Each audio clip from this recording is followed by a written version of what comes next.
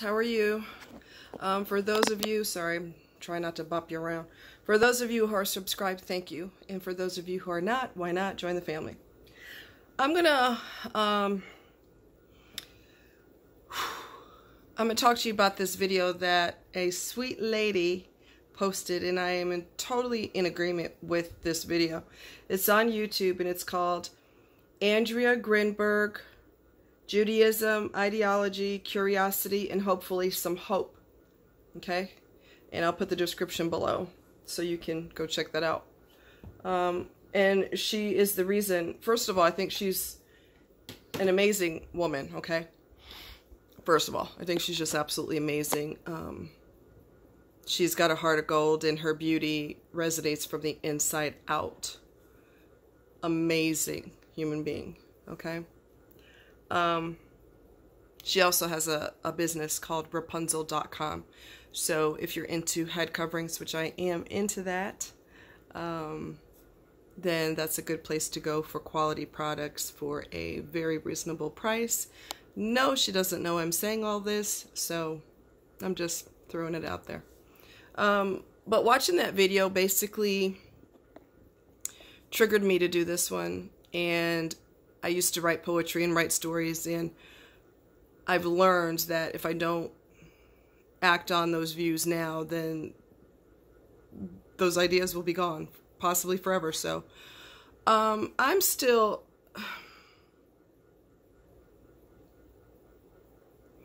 highly disturbed by what happened at the Lake of the Ozarks the other day. Highly disturbed by that. Because if you watched my other video, you know that my friend and I, we'll call him Dave. Dave and I were out on the jet ski, and we had, at the Lake of the Ozarks in Missouri, and we had a serious situation where we got thrown from the jet ski. And we've learned some very valuable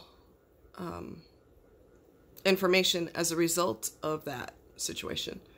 And he's going to wear the strap around his wrist for the kill switch from now on. We're trying to, he's trying to get it repaired now and that sort of thing. What happened was a piece of wood. There was a lot of wood and debris in the water, and a piece of wood got sucked up inside of it, and that's what caused us to lose our power and speed, okay? So it was a terrifying situation. Boats are being driven erratically out there. So that's potentially treacherous for anybody who's out there on the water. They're kind of zigzagging and not really paying attention, and they're drinking alcohol. You already know that, right? They're drinking alcohol, and they're just being ridiculous and not paying attention. So because they're erratic, somebody could get killed. And somebody has been killed recently. It was a head-on collision. And I believe there's charges being brought on the person who hit him head-on, and it resulted in a fatality. Somebody else drowned because, I saw it in the news yesterday, at the same place, Lake of the Ozarks. He drowned because his boat, he lost control of his boat, and he swam after it, and he never resurfaced. He went down and didn't resurface. And my heart goes out. My heart goes out to his family and his friends who are dealing with that immeasurable pain as a result of losing him. So you've got a lot of factors going on which can result in people losing their lives, okay? You've got people being erratic and not paying attention to what they're doing. You've got alcohol involved. Then you have ignorance on top of that. Then you have people who all they care about is themselves on top of that. Okay? We had a mishap. The guy that was witnessing it, who was not too far from us, I can't say he was helping because he wasn't helping. He was useless, pretty much. He had zero conscience about the fact that even if we didn't drown, which we had our life jackets on, thank God, but even if we didn't drown, somebody could kill us.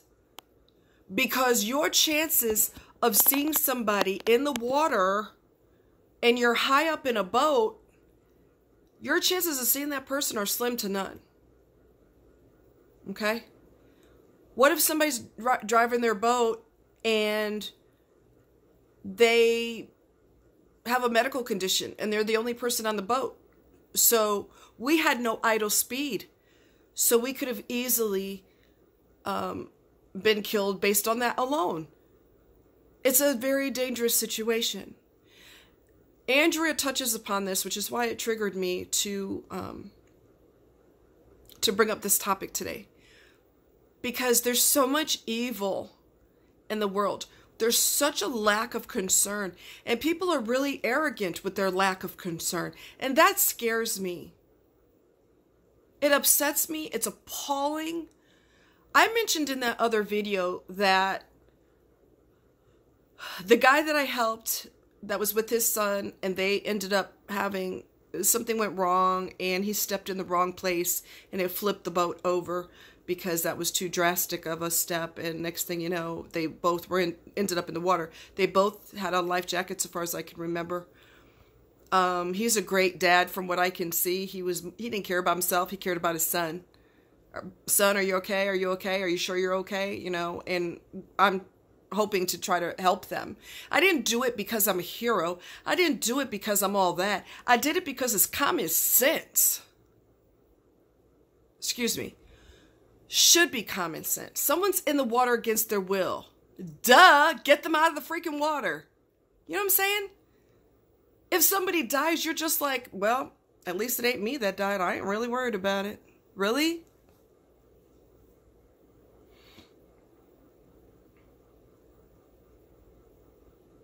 The evil in this world is blowing my mind. Because we have reached evil on such a grand scale, there's no description for it. There's no description for it. I did not help those people because I'm a hero. I help them because it's logical. It's what you do. Why is that such a hard concept? So here's the deal. And it's a little toasty in here. Welcome to summer. Yay. And I've got the fan going. But it doesn't matter. It's hot. I may have to put the other fan on.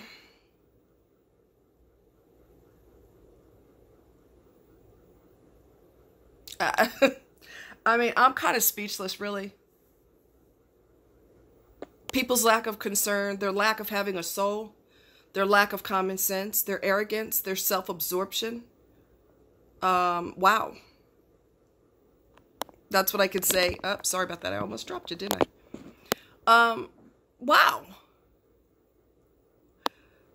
If people are smart, especially the arrogant people who think that they are untouchable and that nothing could ever happen to them, because a lot of people have that misconception in their head. All right? They think that it happened to somebody else, it didn't happen to me, so I don't really care. Okay, so let me give you a news flash for those of you that are cocky that way. You are 1 centimeter from being in the same boat. Pardon the pun. 1 centimeter from being in a situation like that. How would you feel if somebody did that to you? How would you feel? How would you feel if people were standing around watching you struggle and they're just shrugging their shoulders, and worst case scenario, they might even be laughing? How would you feel?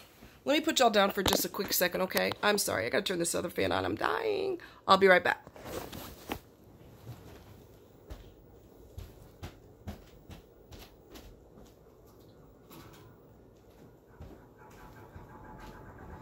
Holy moly, hot, hot, hot. I'll be right back. Hold on, guys.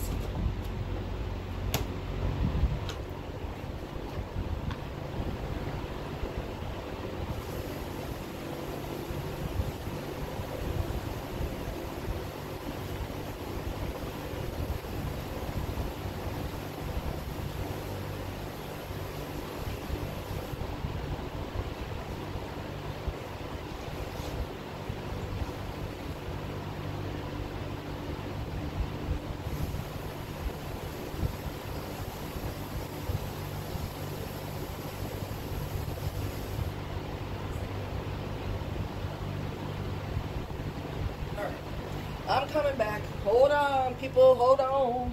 Hold on, people, now. Smile on your brothers and your family, get together. Try and love one another right now. That's an appropriate song for this video. Okay, so how would you feel if somebody did that to you? How would you feel if people were rolling the dice on whether you make it or you don't? How the hell would that feel? It will feel horrible, especially if you didn't make it. Your family gets to feel horrible if you're even nice to them. And if you have any friends, you make them feel horrible. I am just floored by how someone can be in an extremely dangerous situation, and people are just like, well. If you're smart, you'll read the book of Revelations. I'm not a Bible beater, and I really don't have a lot of patience for people who are Bible beaters. But I do believe in God, okay? And He is my Lord and Savior. He is. He's the boss, okay? If you read the book of Revelations, it describes hell in such a way that it will send chills down your spine. If you think the Bible is full of fictional stories, or which is fiction is real, nonfiction. If you think it's a bunch of fables or fairy tales or whatever you think it is, watch a video describing somebody's NDE. An NDE is a near-death experience, okay? Not everybody's near-death experience was a good one. Sometimes the people went to hell and they came back, so they got another chance. That's happened to atheists too.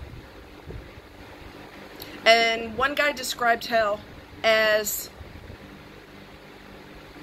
I'm trying to remember what he said. He said,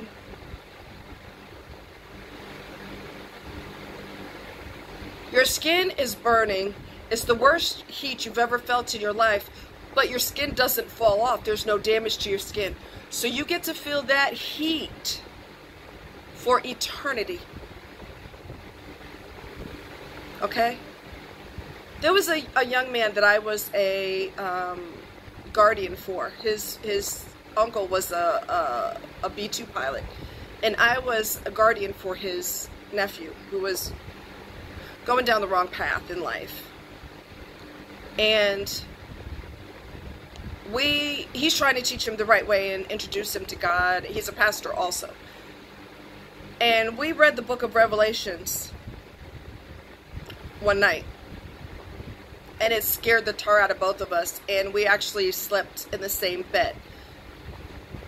It wasn't twisted and dirty and filthy, and I'm not a pedophile, so let's maintain some kind of innocence that we used to have back in the day.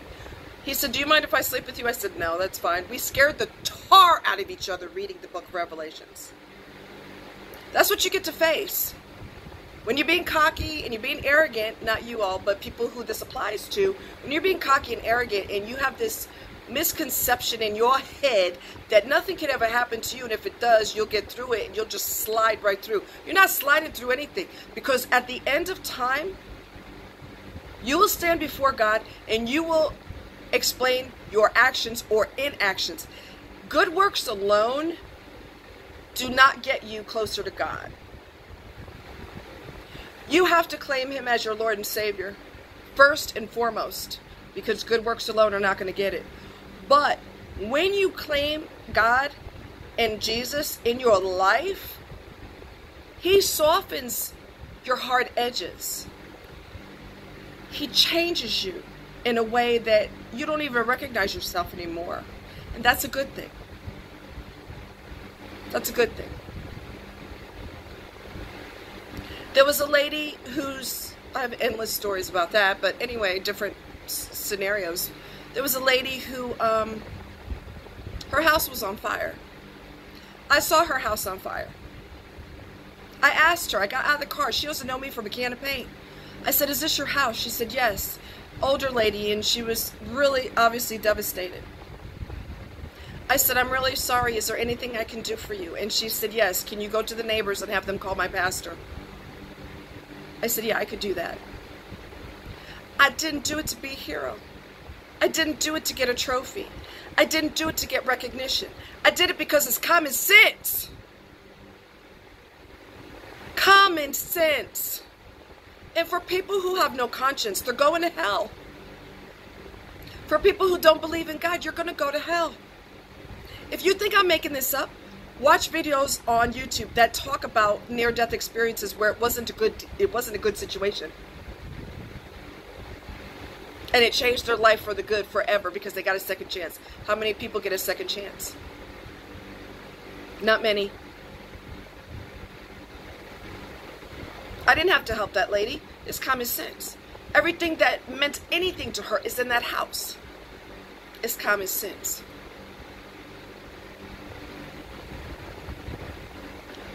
I have heard of terrible things happening to people. Like people who drown at the lake of the Ozarks. And by the way, that's not an uncommon thing to happen, by the way. We have a whole new respect for that body of water, I can tell you. And I try not to cry because I know when I hear about things like that, I know that someone's going to knock on their parents' door, their husband, their wife, whoever, and give them dreaded news. And that makes me want to cry because who wants to be in that situation? If you have a soul. Who wants to be in that situation? Some things in life are common sense. You don't do it for recognition. You do it because you're supposed to. And like I said, when you claim God as your Savior and your dad, your spiritual dad, Jesus is he's the Son of God, and you pray and you let him know, Jesus, I need you to help me. I prayed and prayed and prayed and prayed when I was on that water. I'm sure God told me, I've heard you the first 10 times. You're going to be okay. You know,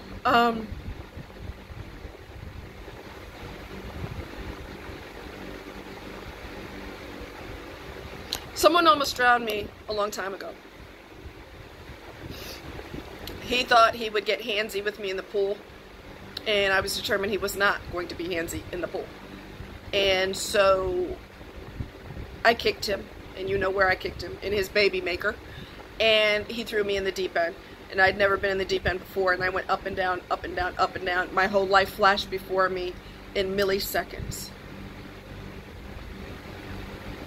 The lifeguard did nothing. You heard right, the lifeguard did nothing. I kind of give her a little bit of leeway because she might have thought I was joking or horsing around. But if you look a little bit longer at the situation, you'll realize that I'm not joking.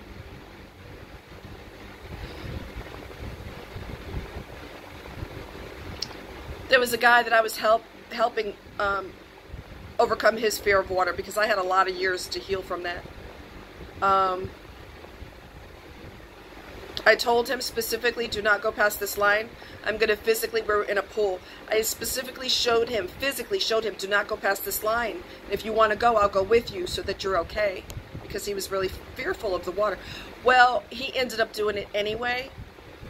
I felt the panic in my body when he was panicking. I saw him thrashing, and I instantly, every alarm in my body went off, and I was screaming, help, help, help. And the lifeguard jumped in so fast. It was unbelievable. You know what I'm saying? Yes, it's her job to do that, but if she didn't want to save people, she wouldn't be in that career field. Right?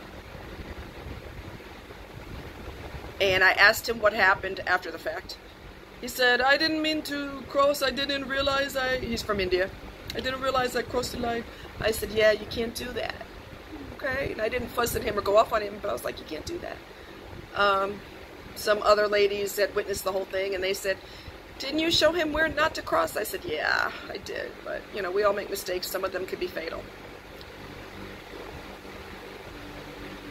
We have to develop a conscientiousness. We have to develop caring and concern for somebody other than ourselves. So I challenge everybody this week, before the weekend, before the week is over, including the weekend, before Sunday, please, please do something nice for someone else. And you will be amazed at how good you feel and how good you make them feel. I challenge you to do that. Okay? This world is a dark, dark, dark place, and we have to bring out love, and we have to use love to fight the hate. Okay? All right. I love you guys. Take care.